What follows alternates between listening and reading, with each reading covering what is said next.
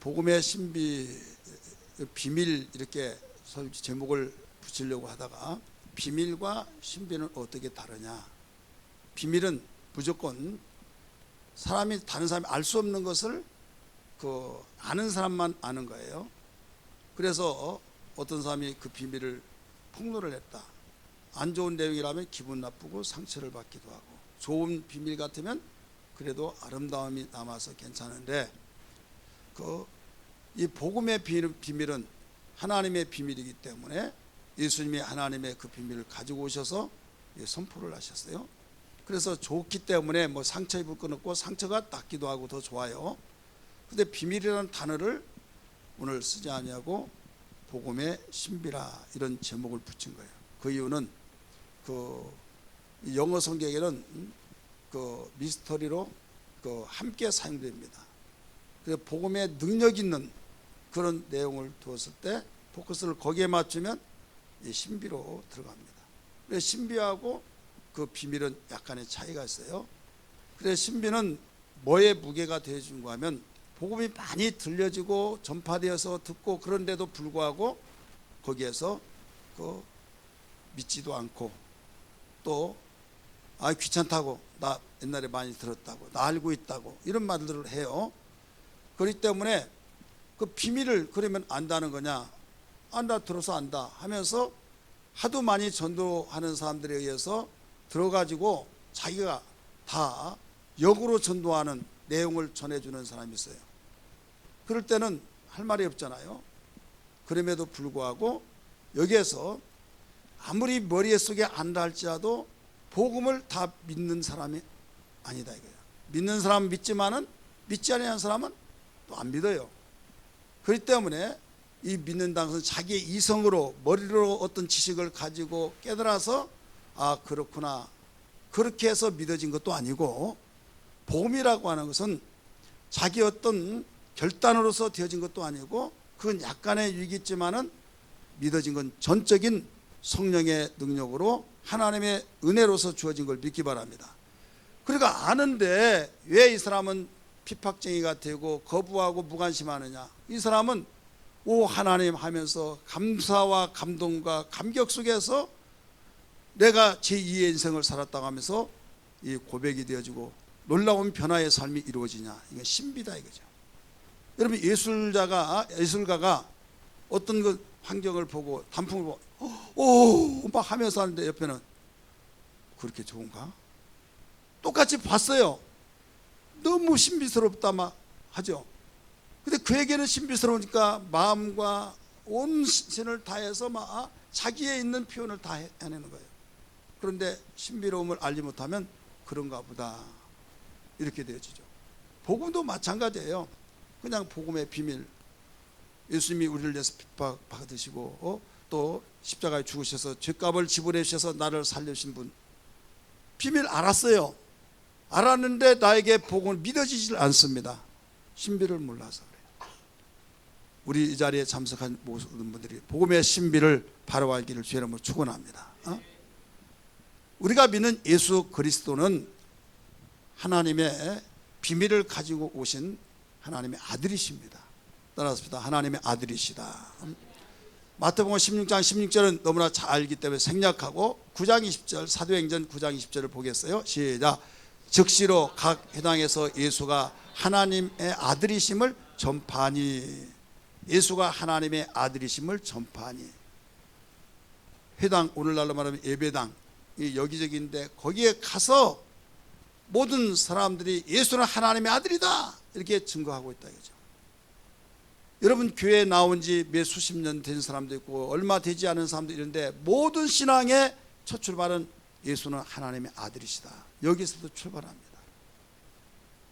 다른 교회에서는 모를지라도 다 마찬가지겠지만 우리 교회에서는 특별히 예수는 하나님의 아들하고 수없이 강조하고 외치고 하나님의 비밀을 선포했어요. 그럼에도 불구하고 그냥 그런가 보다라고 생각하면서 마음으로 믿지 못하고 그냥 지식으로만 알다 보니까 그 말 귀가 마르고도 닳도록 들었는데 해서 돌아가면 아무런 반응도 없고 변화도 없고 아무런 결과도 없다 이거죠. 나도 교회 다니고 예수 믿지만은 예수님만이 믿는 것이 아니고 다 누구나 똑같이 그거 믿으면 좋은데 가라고 하기 때문에 다 좋은데 간다고. 길이 여러 군데 있지만은 목적지는 다 하나다고 그런 말을 해가면서 말하는 사람들이 있더라 이거죠. 심지어는 목사님들 중에도 있어요. 그래서 WCC라고 하는 연합체에서 모든 종교는 하나다 해서 그 종교를 하나로 통일해서 남의 종교 비판하지 말고 자기 종교가 귀하면 귀하다고 다 여겨서 좋게 여기자. 얼마나 달콤하게 좋게 여겨집니까? 역대 대통령 중에 한 분도 장로님인데 그런 분이 있었어요. 그래 이게 뭐냐면 그럴듯하게 들려지지만은 복음의 신비를 알지 못해서 그렇다 이거죠. 예수 그리스도가 바로 하나님의 아들이라는 사실을 제대로 알았다고 한다면 여러분 그렇게 할 수가 없는 거예요. 그래서 우리의 신앙은 똑같은 예수의 비밀을 알고 있지만 신비를 고백할 수 있는 그것은 성령의 역사하심과 바울이 고백할 때 어떻게 했습니까? 하나님의 사랑을 높이와 깊이와 넓이를 측량할 수가 없다고 고백했던 걸 믿기 바랍니다. 사울이라는 청년은 예수 믿고 이 바울이라는 이름으로 많이 우리가 사용되어지고 있는데 그런 예수쟁이들을 미워서 자발적으로 오늘날로 말하면 검사의 소환장을 발부받아서 예수 비박을 하면서 잡아다가 가두고 매로 때리고 죽인다면 내가 증인 쓸게 하면서 증인 썼던 사람이에요. 그랬던 사람이 복음의 비밀을 알고 예수 앞에 무릎 꿇고 주여 나는 죄인입니다. 누구시나이까? 나는 내가 비박하는 예수다 말했을 때 그는 예수가 그리스도라고 고백을 하면서 하나님의 아들이라고 복음을 증거하면서 그 앞에 무릎 꿇고 그는 변화의 놀라운 삶이 되었던 걸 믿으시길 바랍니다. 그렇기 때문에 수없이 우리 교회 신앙생활을 하면서 예수는 하나님의 아들이라고 고백했던 그 마음이 정말 고백이 되어지는가 한번 진단을 해보자 이거죠. 하나님의 아들이 누구예요? 하나님의 그분의 아들이다 이거예요. 그러면 하나님은 어떤 분이냐? 전지하시고 전능하시고 영원하신 분이요, 불변하신 분이요, 진리가 되신 분이요. 그분은 영원토록 영존하신 분이다 이거예요. 그럼 그분의 아들은 하나님이에요. 자, 하나님의 아들을 정말 내가 믿는다고 한다면 하나님의 아들 앞에 무릎 꿇지 않은 사람이 어디 있겠습니까? 하나님의 아들이라는 것을 아는 사람이 어떻게 아니오라고 할 수 있고 우리의 속마음을 훤히 꿰뚫어 보신데 내가 아닙니다 하면서 거짓말하고 아닙니다 하면서 잘못했는데 회개하지 않을 사람이 누가 있겠느냐 이거예요. 하나님의 아들을 제대로 안다고 한다면, 믿는다고 한다면, 일반 사람 앞에도 저 사람은 좀 특출하고 영특하다 하면 숨길 수 없다 하면서 벌벌 떨면서 다 털어놓고 이야기하는데 하물며 예수가 하나님의 아들이라고 하는데 그 앞에 무릎 꿇지 아니하고 예수를 이겨먹는 거예요. 이겨먹는 것이 뭡니까? 내 마음도 하려고 한 것이 이겨먹는 거잖아요. 그 앞에 절대적 부복하고 명령에 순종하고 움직여진 것이 하나님의 아들이시라고 고백하는 그 고백의 사람이라는 걸 믿기 바랍니다. 여러분 리더십이 있고 어떤 그 파워가 있다 생각하면 그룹 있잖아요. 공동체가 있으면 그 사람 말을 술술 따르잖아요. 그러면 예수가 그만치도 못하냐 이거죠. 예수가 하나님의 아들이라고 말하면서도 입술로는 말하지만 그렇게 하지 않는다 이거죠. 우리는 이유가 없다. 예, 그분이 정말 하나님의 아들이라는 걸 정말 믿는다고 한다면 그 앞에 무릎 꿇지 않을 수 없어요. 내 생각에 틀리고 내 판단 속에서 아닌 것 같을지라도 정말 하나님의 아들이라고 한다면 제대로 말 못하잖아요. 무릎 꿇고 내 속의 심령을 꿰뚫어 보신다고 한다면 내가 잘못된 것이면 회개하고 그분이 하신 말씀이 절대적인 걸 믿는다고 한다면 하나님이시라는 걸 안다고 한다면 그 말씀에 잘했을 때는 아멘 아멘, 잘못했을 때는 주여 하면서 그 회개하는 심정으로 고백이 되어지면서 움직여진다는 걸 믿기 바랍니다. 근데 오늘날 내가 하나님의 아들이라는 것을 예수를 하나님의 아들 믿으면서도 주의 말씀에 외면하고 내 임의대로 움직여져 버린 사람들은 왜 그렇습니까? 여러분 상황을 한번 생각해 보세요. 그래서 초대교회는 예수가 하나님의 아들이라는 것이 얼마나 크고 정말 그의 신앙의 전체적인 고백의 하나로 묶여진 고백입니다. 이 고백은 내 마음속에 나의 신앙의 대상이 예수고 내 마음속에 그분을 모셔서 나를 핸들링 하신 분이다. 그분의 내가 통제를 받고 그분의 감시를 받고 그분에 의해서 내가 움직여진 그런 관계다.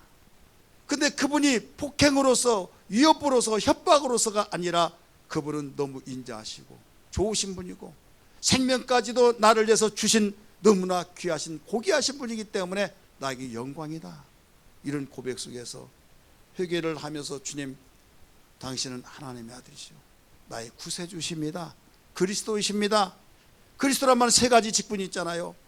내가 죄 때문에 망했는데 하나님과의 관계가 끊어졌고 하나님의 축복과 하나님의 은혜와 진리의 모든 것이 다 단절됐던 것을 제사장이 죄 문제를 해결해 주셔서 길을 열어놔서 관계를 회복해 준 것이 바로 제사장의 직분인데 내가 믿는 당신은 하나님의 아들로서 나의 제사장이십니다.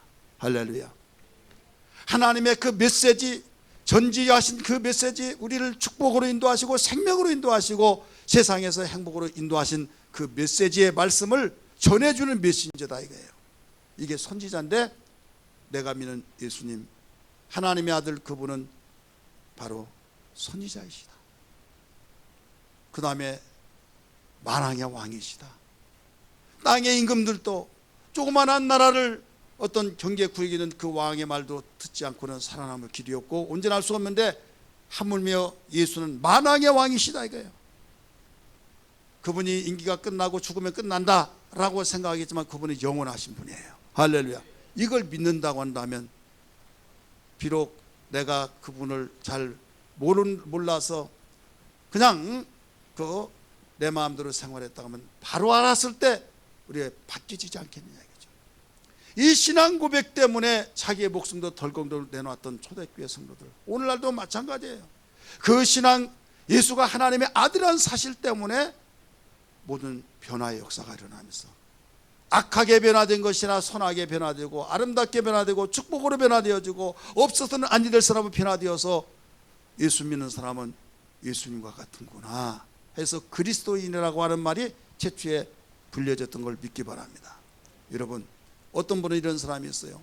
나 이왕의 신앙생활 때 잘하고 싶은데 하는데 예수가 하나님의 아들이라는 자체를 몰라요. 안다 할지라도 그냥 귀에 흘려보내버리는 지식으로만 알았지 고백으로 우리가 생활하지 않고 있다 이거죠. 오늘날 고백으로 아는 사람과 그냥 귀로 들어서 흘려보내는 지식적으로 아는 사람하고는 하늘과 땅 차이입니다. 지식적으로 아는 사람은 종교인이 될 수는 있으나 여러분 신앙이 될 수가 없어요. 내 마음의 고백으로서 예수가 하나님의 아들이라고 고백한 사람은 신앙이 되어서 생명의 사람이 된 걸 믿기 바랍니다. 생명이 풍성하여 하나님과 관계가 맺혀져서 어디로 갈지라도 무슨 일을 할지라도 하나님이 적극적으로 팔을 걷어붙여서 인도하시고 보호하시고 밀어주시고 이끌어 주신다는 것을 믿으시길 바랍니다. 어려운 위경 속에서도 두려워하거나 놀라지 않고 인간이기 때문에 가슴이 덜컹하지만은 주여 한과 동시에 주님을 바라보고 주님 내 상황을 너무나 잘 아시죠. 나를 긍휼히 여겨 주옵소서 하면서 하나님이 그를 손잡아 끌어내신 걸 믿기 바랍니다. 불 가운데서도 끌어내시고 사자굴 속에 끌어내시고 또 어떤 물속에 빠져서 허부적거렸을 때 거기서 끌어내시고 어떤 악조건 속에서 다 끄집어내신 그 주님이 이론이 아니라 실제로 지금도 여기저기서 수많은 간증자들이 많이 일어나고 있다 이거죠. 여러분 우리의 복음의 신비 속에서 복음의 주인공 되신 예수 그리스도 그분이 하나님의 아들이신 것을 바로 믿기를 주의 이름으로 축원합니다. 바로 믿으려면 내 생각에서 수많은 소리 수많은 지식을 다 들었을 때 그 지식이 어느 것이 옳고 그런 것을 바로 판단해서 그 다음 내 마음속에 뿌리를 내려야만 됩니다. 그래서 땅에 들어라 이 백성이 재앙이 임하리니 그들의 생각의 결과라. 어떤 생각? 육신의 생각. 육신에서 태어나서 육신대로 살고 육신의 모든 보고 듣는 것이 배우는 것이 세상의 것만 땅의 것만 배웠기 때문에 그 생각이 가랑비 젖듯이 이제 다 젖어서 그 생각으로 무작위 돼서 이것이 옳다라고 주장하고 생활했다 이거예요. 예수 믿기 전에. 모든 인간이 그랬다 이거예요. 그런데 복음을 듣고 깨달은 것이 이게 아니네 하면서 하나님께서 일러주신 그 말씀, 아들 되신 예수 그리스도께서 오셔서 선포하시기를 회개라 천국이 가까우느니라 하면서 하늘에서 오셔서 하늘에서 나게 하시고, 바로 이제는 이 말씀대로 살아야 너희가 생명이 있다, 영생한다, 불행에서 행복으로 바뀌어진다, 후회할 짓에서 후회하지 않는다 하면서 가르쳐 주셨다. 그러니까 생각이 하나만 있는 걸로 알았는데, 이것만이 바로 내가 살 길로 알았는데, 하늘의 것을 배우다 보니까 이제까지 내가 잘못 살았네, 분별력이 되어버린다 이거죠. 주체 사상을 분단이 되었을 때 자유주의를 알았던 그들이 이제 모든 분단된 가운데 김일성 주체 사상으로 막 가르칠 때 웬만하면 다 죽었어요, 예수 믿는 사람들은. 근데 예수 안 믿으면 살렸는데 개화를 시켜서 바꾸려고 하는데 나중에 비교해 보니까 옛날하고 지금 다르다 이거. 말도 제대로 못하고 자기 생각도 제대로 못하고 그러다가 그들은 한 세대가 갔습니다. 이 세들이 3세대 태어날 때는 자유주의를 모른다 이거예요. 그러다 보니까 이렇게 살아가는 것이다, 이것이 옳은 것이다, 폐쇄되어서 다른 정보도 모르고 그냥 그렇게 태어나서 그렇게 살아간 것이 그들이 가르쳐준 대로 그대 맞다고 생각한다 이거죠. 그러다가 밖의 세상의 어떤 지식을 알았을 때는 이 집까지 속았네, 이게 아니구나 이렇게 들려질 수 있듯이, 우리는 세상에 태어나서 땅에서 죄악에서 태어나서 그 생각으로만 살았다 이거예요. 그렇게 생활했는데 복음을 가지고 오시는 예수께서 회개라 천국이 가까우느니라 하면서 하늘의 소식을 전해 주셨어요. 세상이 죽으면 끝난 걸로 아는데 죽어도 살겠고 하면서 생명을 가르쳐 주셨어요. 할렐루야. 세상에서 모두 이것이 기준이다 해서 인류와 도덕이 기준이 되어지고 땅의 법이 기준이 된 줄 알았더니, 이런 것들은 바로 사람들끼리 구성해서 법을 만들기도 고치기도 하고 또 없애기도 하고 바로 만들어서 어떤 것들이 나를, 우리 인간을 다 유익하게 만들어 줄 알았는데, 유익한 부분에서 여기서는 신음소를 하더라 이거죠. 이때 하늘의 법을 가르쳐 주셨어요. 그래서 이제는 두 가지의 법이 생겨집니다. 땅의 법, 하늘의 법. 그럴 때 충돌이 일어납니다. 충돌이 일어나다 보니까 다수는 소수를 지배합니다. 이 땅에 아무리 예수 믿는 사람이 많다 할지라도 전 지구촌에 보면 믿지 않는 사람이 더 많아요. 그러니까 땅의 생각을 가지고 사는 사람이 더 많고, 그들이 세계를 지배하고 움직여지고 법을 만들고 세계의 모든 법을 하나로 통합해서 시스템으로 돌아가고 만들다 보니까 예수 믿는 사람이 소수고 적다가 보니까 그 법에 의해서 움직이실 때 핍박을 하기도 하고, 언론을 장악하고 또 방송을 장악해서 매스컴을 통해서 예수 믿는 사람을 공격해야 될 때 다 그 손을 듣다 보니까 우리가 잘못됐네, 이렇게 믿으면 안 되겠네 하면서 그들이 원하는 대로 살다가 보니까 생명이 있고 종교인이 되고 하손이 되어버린다 이거예요. 이건 아니야, 하늘의 법은 이것이야 하면서 하늘의 복음의 진리의 말씀을 가지고 살아갈 때, 여러분 결국은 누가 이기냐? 하나님이 이기신 것처럼 여러분 그 사람만이 승리한 걸 믿기 바랍니다. 정신 차려야만 합니다. 그래서 이전 것은 지나신 보라 새 것이 되었다고 말씀하신 것은, 진리를 모르면 구별할 수가 없어요. 하나님의 아들이 오셔서 증거했던 그 복음의 깊은 소식을 전해 주셨을 때 이걸 알지 못하면요, 알지를 못하니까 생각 자체가 땅의 것으로 시작해서 땅의 것을 배우고 보고 배워갔던 것들에 무장되어 살다가 보니까 나는 옳게 살았고 나는 떳떳하게 살았고 나는 당당하게 살았음에도 불구하고 결국은 사망이다. 왜? 하나님 앞에서 모두 죄인이기 때문에, 죄의 삭은 사망이기 때문에. 깨달아지면 아멘 하시기 바랍니다. 그러나 하나님의 생각으로 살면 생명과 평안이라고 말씀하셨어요.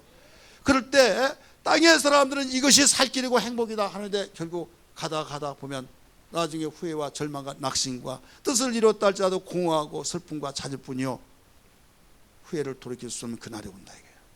그러나 하늘의 생각을 가지고 살아간 사람은 여기서 아무리 힘들고 어려운 것 같은데 기쁨과 감격이 있어서 감사가 터져나오고 어떤 환경도 거기에서 일어난다. 왜? 생명력이 있기 때문에. 믿으시길 바랍니다. 이해되시면 아멘 하시길 바랍니다.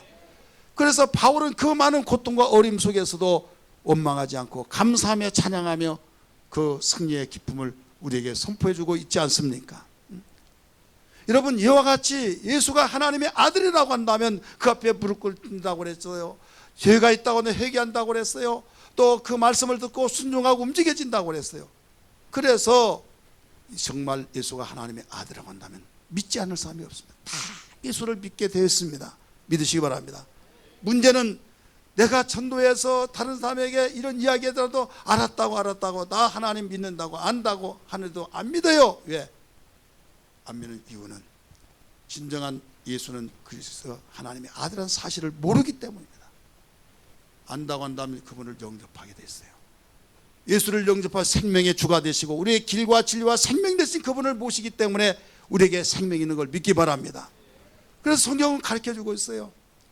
요한일서 5장 12절 말씀 같이 읽겠습니다. 우리 읽습니다. 시작. 요한일서 5장 12절 시작. 아들이 있는 자에게는 생명이 있고 아들이 없는 자에게는 생명이 없느니라. 자, 우리는 생명이 있다는 것은 여기 아무런 관계 없고 그냥 숨 쉬면 다 생명이 있다, 숨 끊으면 생명이 없다, 끝났다 이렇게 생각하고 있잖아요. 생명의 주가 되신 예수님은 우리에게 가르쳐주셨어요. 생명 되신 예수님을 마음속에 영접하면 그게 누가 있다고요?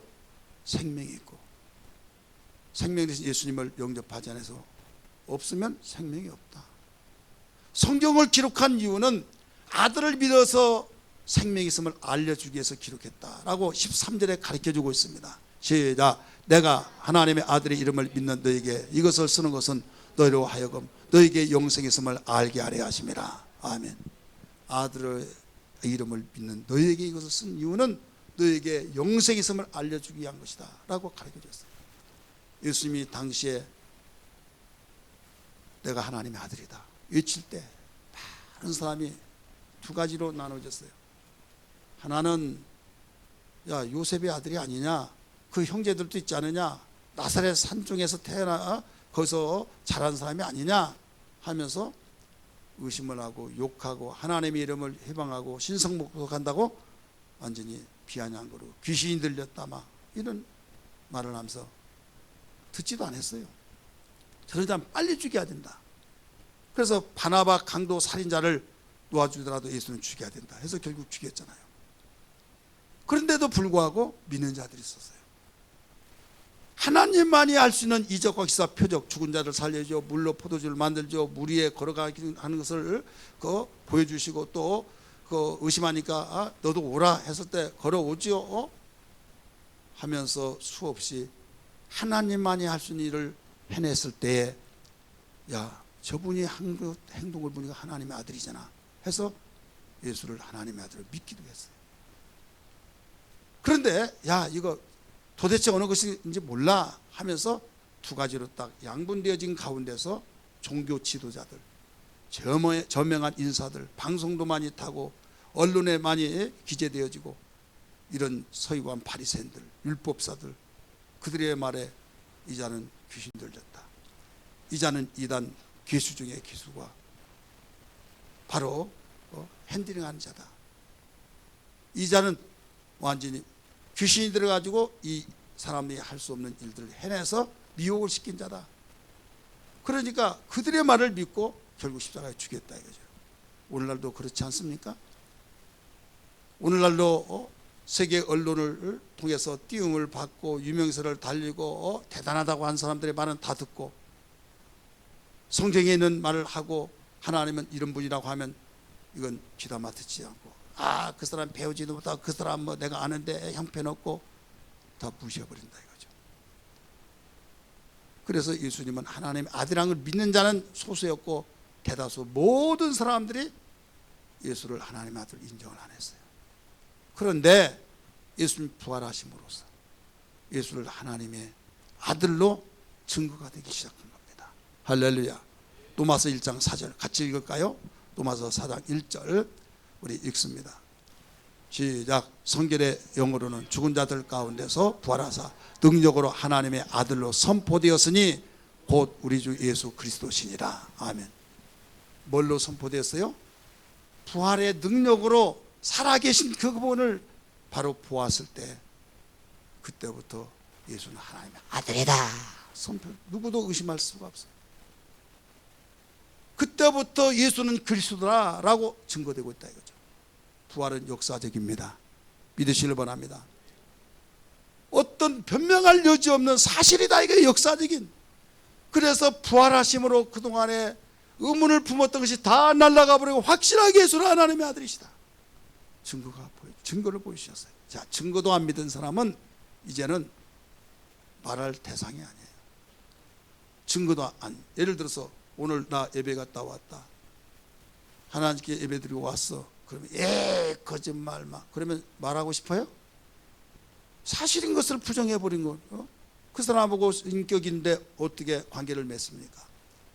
하나님은 인격자이신 분입니다. 인격적인 분이십니다. 바로 사실을 보여줬음에도 믿지 않은 자는 그는 완전히 끝나버린 사람이에요. 그래서 우리를 향해서 뭘로 가르쳐주냐면 예수가 하나님의 아들이 것을 시인하는 자마다 하나님이 우리 안에 우리가 그 안에 있다고 가르쳐줬어요. 요한일서 4장 15절 읽습니다. 시작. 누구든지 예수를 하나님의 아들이라 시인하면 하나님이 그 안에 거하시고 그도 하나님 안에 거하시니라. 아멘. 무엇을 시인하면? 하나님의 아들이라고 시인하면. 지식적으로 시인하는 것이 아니라 나의 신앙 고백으로 시인하는. 하나님 앞에 정말로 주님은 나의 하나님의 아들이십니다. 베드로가 성격이 과격하고 못 배우고 천직을 가지고 있었지만은 여러분 다른 자들을 리드하는 이유가 뭡니까? 세상 사람들도 예수님에 대해서 속 시원하게 대답해 주지 못했던 그 가운데 너희들은 나를 누구라 하더냐 했을 때 베드로가 고백을 했잖아요. 주는 그리스도시요 살아계신 하나님의 아들이시라고. 바요나시므나 네가 복이 있도다 가르쳐 줬잖아요. 내가 내게 천국 열쇠를 주노니 땅에서 무엇이 매면 하늘에서 맬 것이 땅에서 풀면 하늘에서도 풀리라. 내가 네 위에 내 교회를 세우리라. 어마어마한 축복을 보여주셨어요. 뭘 때문에 이렇게 축복을 받기 시작했습니까? 예수는 하나님의 아들이라고 고백하는 거예요. 많은 사람 복 받기를 원하고 하나님의 사랑 받기를 원하고 하나님의 살아계신 맛보기를 원하고 있으면서도 예수가 하나님의 아들이라는 걸 부정하고 있어요. 입술은 부정하지 않는다 할지라도 그분의 부정하는 것과 같은 현상들이 나타난다. 왜? 그 사실을 믿으면 움직여지게 돼 있고 그 앞에 무릎 꿇을 수밖에 없고 그분을 나의 구세주로 모실 수밖에 없는 것이 사실인 걸 믿기 바랍니다. 어디에서 첫 단추가 잘못됐는가를 우리는 점검해야 해요. 예수는 하나님의 아들이시다. 하나님의 아들이시라는 걸 믿는다고 한다면 그 앞에 무릎 꿇지 않을 사람이 없고 그분의 명령에 불순종할 수 없고 정말로 우리는 그분 앞에 순종할 수밖에 없다는 것을 기억할 때 우리는 거룩한 주의를 잘 지키고 그분의 명령을 따라서 우리는 움직여지고 우리는 그분의 명령에서 살고 죽고 그분의 명령에서 움직여지다 보면 하나님께서 모든 걸 보상하시면서 생명 있게 하시고 이 땅에서 승리자가 되게 하시고 우리의 편에 서서 도우신 것을 믿으시길 바랍니다. 신선한 신앙생활을 한 것을 너무나도 내 방식으로 하는 사람이 얼마나 많은지 몰라요. 여러분 내 방식으로 하면 다 실패가 되어진 겁니다. 안 되었을 때 어디서 뺨 맞고 어디서 화풀이 한다는 말이 있듯이 내가 이렇게 집사생활 오래 했고 내가 남들이 열심히 했는데 내가 이렇게 정말로 나름대로 나보다 이 교회에서 신앙생활 좋은 사람 어디 있는가 나와보라 할 정도로 하는 나름대로 했지만은 여기에서 예수가 하나님의 아들이시냐를 몰라요. 만약에 여러분 안다고 한다면 그 앞에 우리는 원망하지 않습니다. 믿으시길 바랍니다. 원망하지 않아요. 왜? 여러분 권세자 앞에서 원망합니까? 속으로 아무리 그런다 할지라도 그분을 신뢰하고 그분을 절대적으로 사랑하고 그걸 안다고 한다면 내가 몰라서 그렇지 그분이 인격 알지 않느냐 우리가 알지 않느냐 하면서 믿어버리면 여러분 우리 모르면 순종하고 보자. 결과를 좋은 결과를 주실 거야. 그렇게 나가죠. 불평원망하지 않습니다. 믿으시길 바랍니다. 문제는 모르기 때문에 많이 안 것 같았지만 주님 나를 용서하시고 아는 것 같아서나 알지 못하고 겸손한 것 같으나 겸손하지 못했고 나를 긍휼히 여겨주시고 다시 한번 신앙을 되새겨 보면서 예수가 하나님의 아들이심을 바로 고백하는 신앙이 되게 하여 주옵소서. 이 신앙 되기를 주님으로 축복합니다. 사랑하는 성도들이요, 우리는 신앙생활을 하면서 여기에서부터 출발이 되는데 이게 출발이 되어지지 않으면요 엉망진창 뒤죽박죽 되어집니다. 신앙의 연수는 올라가죠. 신앙의 열수는 올라가면서 변화는 없죠. 변화가 안 되면 내가 이렇게 몇십 년 동안 신앙생활하는데 변화가 없고, 밑에 늦게 신앙생활 하면 변화돼서 올라오죠. 그건 비교하면 창피하고, 그러다 보니까 창피해서 못 다니겠다, 다른 데에 가야겠다, 이런 생각도 들기도 하고. 우리는 정신 차려야 하길. 그게 뭐냐면 예수를 제대로 만나자 이거죠. 제대로 알자 이 말이에요. 제대로 알고 제대로 만나서 정말로 그분의 사랑과 그분의 정말로 아름다움과 그분의 선하심을 맛보아 알 때 감사와 찬송이 저절로 나올 줄 믿기 바랍니다. 근데 한쪽 육신이 있는지라, 육신은 계속 우리를 유혹합니다. 네가 하나님이냐, 네가 목사냐, 네가 사모냐, 네가 너는 인간이야 하면서 육신의 생각으로 계속적으로 바로 혼탁하게 만들어줍니다. 사탄아 물러가라. 내가 하나님이라고 했느냐, 내가 목사라고 했느냐, 나는 성경이 가르쳐주기를, 주님이 나에게 가르쳐주기를 나는 그걸 믿는다. 할렐루야. 그래서 예수께서 말씀하시고 예수를 가르쳐준 그 모든 내용을 바울은 가르쳐주기를, 나와 실로아노와 디모데는 내가 전파한 예수가 예하고 아니요 한 일이 없었다. 그러므로 그가 하신 말씀은 얼마든지 그리스도 예수 안에서 아멘이 되기 때문에 예가 되니 아멘하여 하나님께 영광을 돌리게 하느니라고 말씀하신 걸 믿으시길 바랍니다. 오늘 우리 신앙생활에서 한번 나의 신앙 주님 점검하게 하셨사오니 주여 다시 한번 되돌아보며 바로 알게 하여 주옵소서. 주님, 우리를 점검하라고 말씀하신, 시험해보라고 하신 것처럼 시험해볼 수 있는 능력 되게 하여 주옵소서. 복음의 능력으로 인하여서 우리에게 새롭게 산 소망을 주신 주님, 예수 믿으면서도 절망과 좌절 속에, 예수 믿으면서 불만과 원망과, 예수 믿으면서도 내가 살아야 할 의미를 모른다고 하며 내가 왜 예수를 이렇게 믿어서 이렇게 생활하나 하면서 방황하지는 않습니까? 방황한다는 것은 이유가 있잖아요. 주님이 방황하라는 것이라 이끌어 주셨잖아요. 이정표를 보여주시는데 이정표대로 아니라 내가 가고 싶은 대로 가다가 방황하지는 않고 방황했음에도 불구하고 왜 나를 이렇게 만들었습니까? 내 생각은 이 길인데 이리 가라고 했는데 이 가고 싶지 않아서 그렇잖아요. 지난주일날 설교 제목이 뭐예요? 해답을 가르치지도 몰라요. 뭐예요? 이정표 되신 예수잖아요. 나는 곧 길이요 진리요 생명이니 나로 말미암은 장고는 아버지께로 갈 자가 없느니라. 주님이 가신 그 길이 바로 우리의 이정표예요. 그 길로 우리 삼고 가려고 하는 것이 아니라 내가 가고 싶은 길이 있어서 주님은 이 길로 가라고 하는데 나는 이 길로 가고 싶어서 이 길로 가다 보면 안 되면 원망하고 불평하고. 여러분, 최소한도 주님이 가신 길로 가더라도 안 될지라도 내 마음속에 기쁨이 있는 걸 믿기 바랍니다. 소망이 있는 걸 믿기 바랍니다. 평안이 있는 걸 믿기를 바랍니다. 내 생활 속에 어떤 형편이 좋아지지 아니한다 할지라도 나에게 평안이 있고 기쁨이 있고 능력이 있어요. 그래서 바울은 주 안에서 기뻐하라. 내가 다시 말하면 항상 기뻐하라 말씀했어요. 그런 가운데 속에서 기쁨이 있고 감사가 있고 오직 우리에게 평안이 되니까 정신이 맑아진 거예요. 그러면서 계속 믿음으로 가는 거예요. 가다 보니까 주님이 거기서 함께 하셔서 나중에 그렇게 우리가 원했던 범사의 축복들이 나타나기 시작합니다. 나타나기 시작합니다. 주 하나님 독생자 예수 날 위하여 보시었네. 내 모든 죄 용서하시고 죽음에서 부활하신 나의 구세주 살아계신 주 나의 참된 소망 걱정 근심 전혀 없네. 사랑의 주네 갈 길 인도하니 내 모든 삶의 기쁨 늘 종만하네. 살아계신 주, 살아계신 주, 나의 참된 소망, 걱정 근심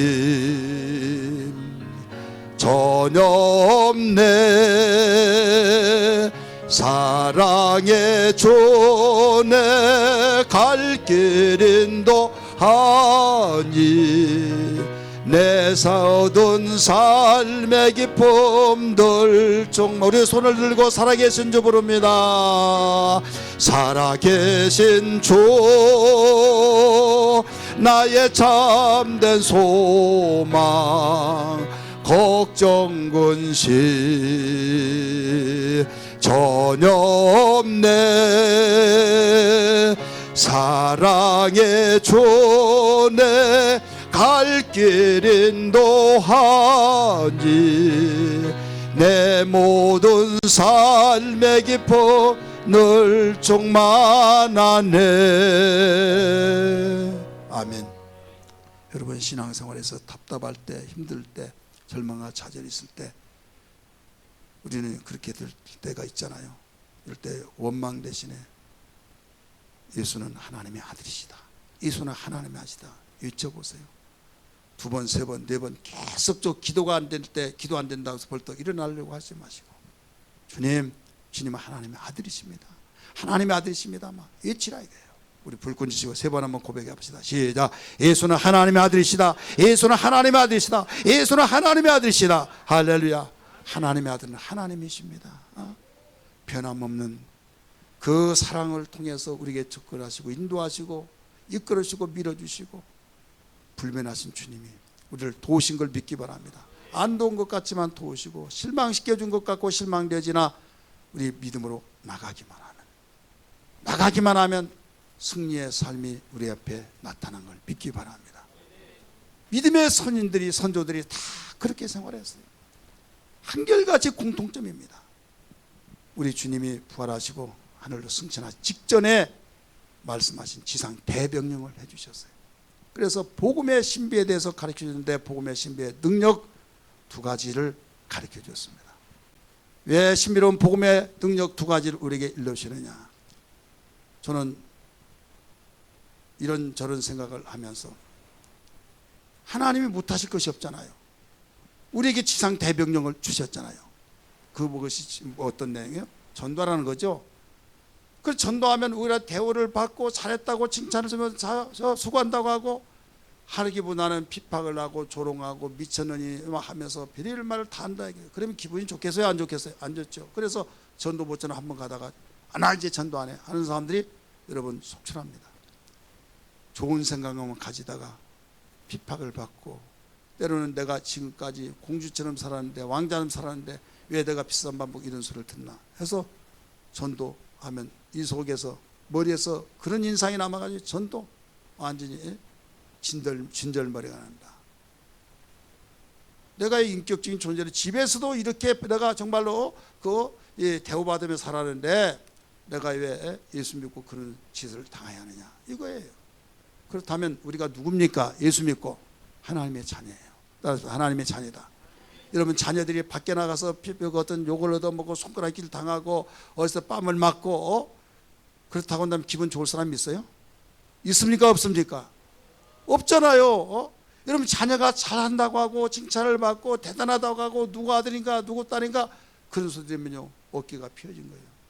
인격적인 존재는 똑같아요. 하나님께서도 당신의 자녀들이 세상에 나가서 인정받고 세상에 나가서 정말로 대단하다고 그런 말 들을 때 하나님도 기뻐요. 그럼에도 불구하고 왜 너희는 모든 족속으로 가서 제자를 삼아 아버지와 아들과 성령의 이름으로 침례를 주라. 내가 분부한 모든 걸 가르쳐 지키라. 지상 명령을 하시고 하늘 올라가셨습니까? 그렇게 지상 명령을 순종하다 하다가 보니까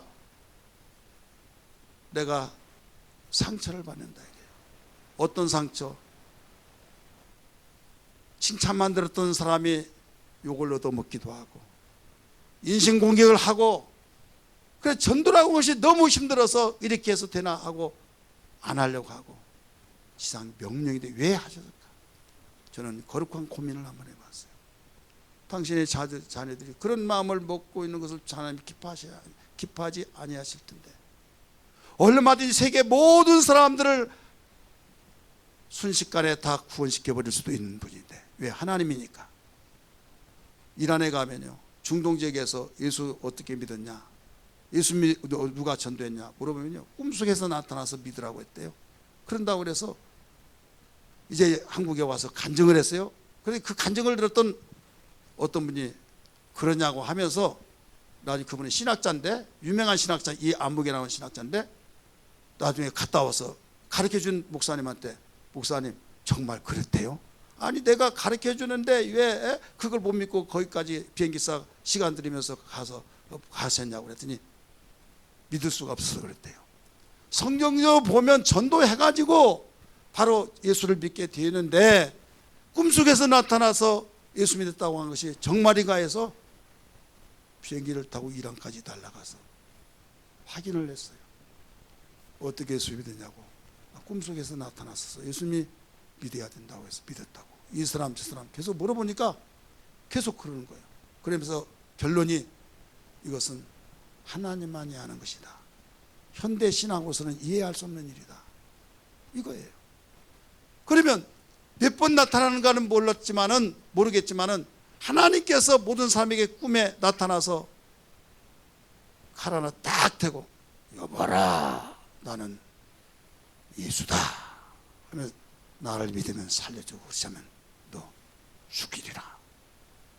한 번이 아니라 두 번, 세 번, 10번, 20번 할 것도 없으면, 그러면서 머리에서 뱅뱅뱅 쟁쟁쟁 하면서 하면 믿겠어요? 안 믿겠어요? 믿겠어요? 안 믿겠어요? 심장이 강심장일 사람은 모를지라도 거의 99.9% 다 믿어요. 그러면서 옆에 사람들이 예수 믿으라고 하면, 나 꿈속에서 나 예수님 봤어, 믿으라고 그랬어. 여러분 왜 안 믿겠습니까? 그런 방법을 쓰지 않냐고 왜 우리에게 핍박을 받으면서, 조롱을 받으면서, 멸시천대를 받으면서 그걸 아시면서도 전도하라고 말씀하셨나요? 나를 살리게 한 거예요. 나를 살리게 하여. 어떤 누가 복음을 전하여서 내가 예수님을 하나님의 은혜까지 믿어서 구원받았어요, 생명을 얻었어요. 거기서 끝나지 않고 내가 온 것은 생명을 얻게 하고 생명을 풍성케 하기 위해서 오셨다고 하신 말씀을 믿으시길 바랍니다. 예수 믿고 기쁘고 행복하고 간증하면서 너무 행복하다고 했던 사람이 곤두박질 되어서 시름시름하고 시들시들하면서 이제 주님과 등지면서 타락하고, 이런 사람들이 여러분 주변에 얼마나 많습니까? 왜 그런 줄 아십니까? 이유야 여러 가지 개인적으로 다 달리 있지만은 공통적으로 하나는 생명이 풍성하지 못해서 그래요. 생명이 풍성하지 못한 것은 전도하지 않아서 그렇다 이거죠. 그래서 전도는 나를 살리는 하나님의 지상명령이라는 걸 믿기 바랍니다. 따라서 나를 살리는 하나님의 지상명령이다. 주님의 지상명령, 나 살리기 위해서. 그래서 전도하면 내 영혼이 살고 내 신앙이 성장하고, 내 신앙이 성장하여 그리스도의 장성에 이르기까지 우리가 성장해 나가지만, 전도하지 않으면 종교인으로 되어서 화석처럼 굳어져 버린다 이거죠. 무슨 말이면 다 합니다, 다 들었습니다, 알고 있다고, 나 옛날에 다 해봤다고 하면서 자기는 많이 굳어지고 있어요. 그러다가 어느 날 종교인이 된다 이거죠. 하지만은 전도하는 사람은요, 계속적으로 성장한 걸 믿기 바랍니다. 핍박 속에서도 성장합니다. 궁핍 속에도 성장합니다. 어려운 환경 속에서 성장해 나갑니다. 바울이 그래서 주 안에서 기뻐하라, 주 안에서 항상 기뻐하라 말씀하신 이유가 그거예요. 그 기쁨이 어디서 나오냐? 바로 예수 안에서 나오는데, 지상 대병령을 순종했을 때 나온 걸 믿기 바랍니다. 여러분 바울이 이런 말을 했어요. 고린도전서 9장 16절 17절에 말씀 보면, 내가 복음을 전하는데 내가 부득불 할림이라, 보안일 복음을 전하지 않으면 내게 화가 있으리로다 라고 말씀했어요. 내가 복음을 전하지 않으면 자랑할 것이 없다. 왜? 주님이 나에게 지상 명령하셨고 나는 마땅히 해야 할 일이다.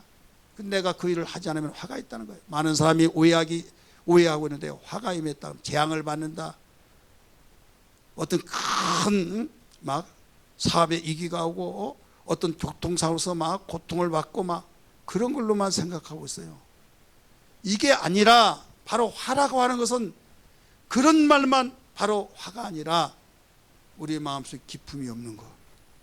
내가 뭐 때문에 살아가야 하는지, 내가 정말로 신경질 나 죽겠는데 옛날처럼 되지 않고 기쁨과 감격 있는 범사에 감사하는 삶이 되는데 어느 날 순간부터 사라져 버렸어요.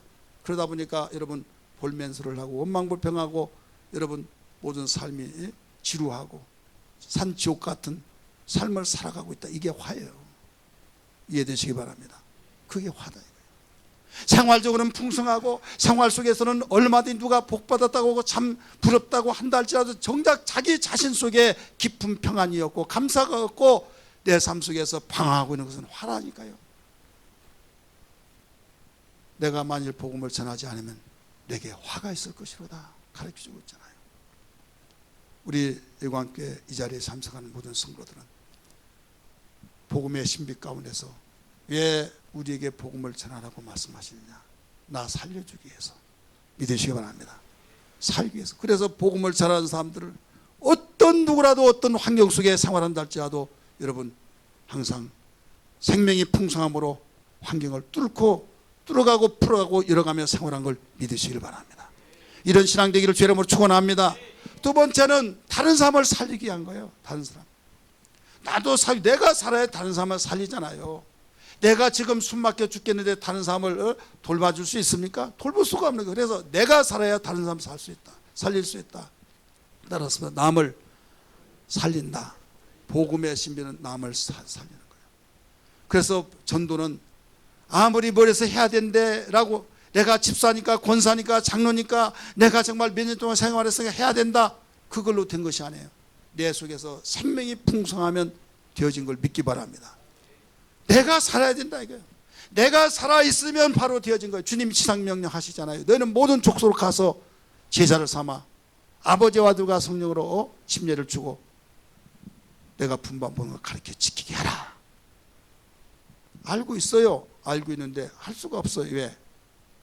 내가 활동적이고 내가 가만히 있지는 않냐고 어떤 것이라도 일을 만들어서 해낸 사람이 내가 아파버리고 내가 지금 힘들면요 움직이고 싶지도 않아요. 내가 지금 아프기 때문에. 이건 알고 있잖아요. 신앙도 마찬가지입니다.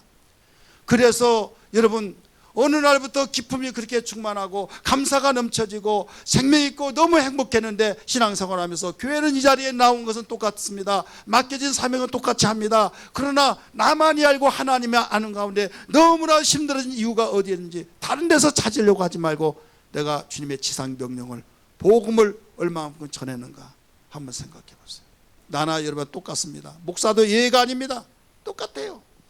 그렇기 때문에 나 살기 위해서 주님이 지상명령 아무리 핍박을 받을지라도 네가 살아나기 위해서 이것밖에 없다. 이걸 일러주신 거예요. 네가 살면 다른 사람도 살린다. 너의 부모 형제 일가 친척 네 자식도 네 아들도 딸도 사랑스러운 자도 네가 낳아주고 육신적으로는 키우고 돌봐줬지만은 그 속 마음을 그의 마음과 생각을 흔들어가면서 기쁘게 행복하게 해준 것은 복음밖에 없다. 이거예요.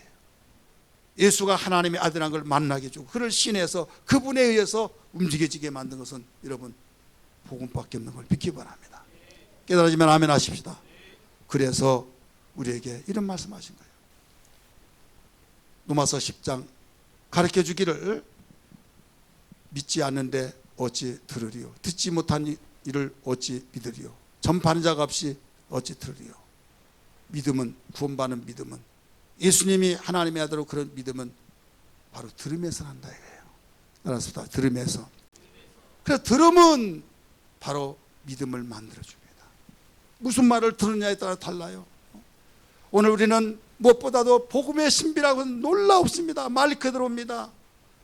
깨달고 그 신비의 하나님의 은혜가 주어질 때마다 아무리 예수를 많이 증거하고 아무리 예수가 하나님의 아들이라고 증거하더라도 지루하지 않고 들으면 들을수록 감동과 감격과 그분의 사랑과 그분의 놀라운 은혜가 나에게 팍팍 스며들어오는데 신비의 체험이 없는 사람은 목사님 내가 세어봤는데요. 예수는 하나님의 아들하고 50분 이상 했습니다. 그러고나 있다 이거죠. 지루하다고 하고 그렇게 할 수밖에 없는 거예요. 신앙은 체험인 걸 믿기 바랍니다. 신비의 체험이 있기를 주님으로 축원합니다.